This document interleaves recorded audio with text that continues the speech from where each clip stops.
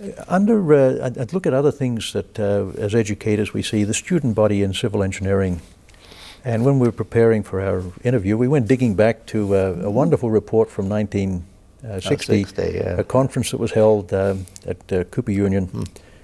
And the concerns people had about what should be civil engineering education. But what I want to pick up on are the graduates and the things that happen.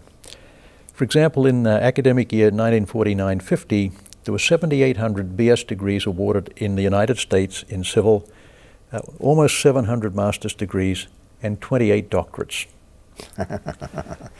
A decade later, 1959-60, the number of BS level degrees had dropped to 4,800, so we see the big influence of the GI Bill and the returning soldiers. 1,000 master's degrees and an estimated 40 doctorates at that point.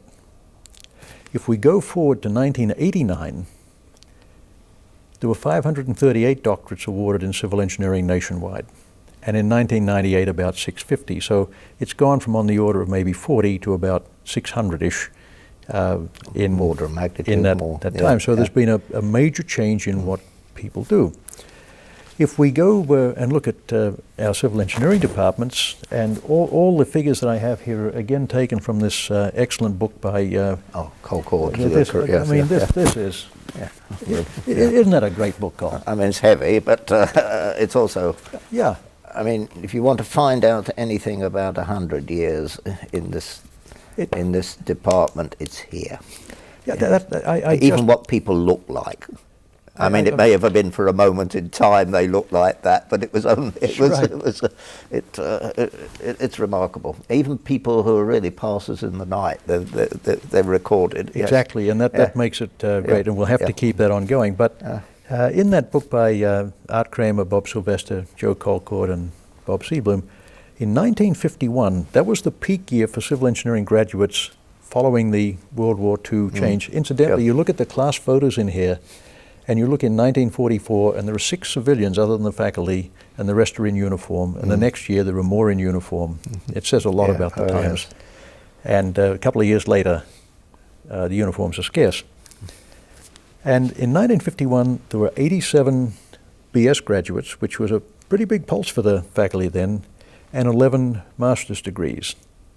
In 1961, Liam Finn was our first Ph.D., guided by Bob Hennis, truly a giant.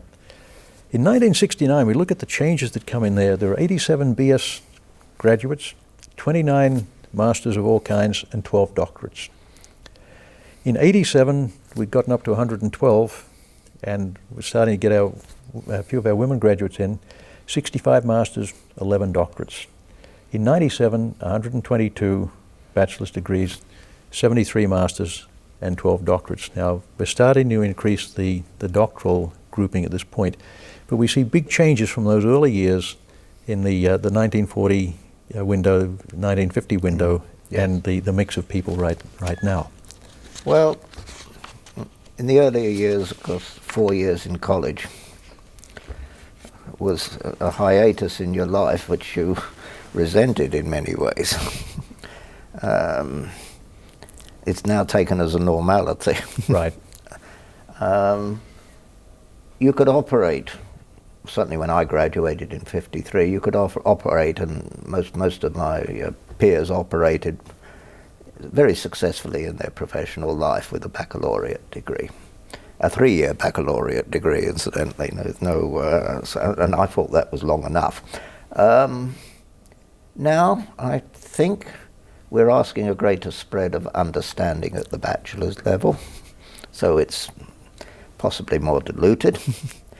And the requirement for technical understanding, I think, is being met more and more at the master's level. I think it's becoming the norm for professional practice at a sophisticated level. The 1960 report was, is the 4-year degree doing what it's supposed to be doing? And they were going through that worry then. Still worrying about it. at a meeting in March a year ago at MIT, the future directions, almost unanimous vote of department chairs and others there. Maybe it's self-serving, but somehow we probably need to go beyond that.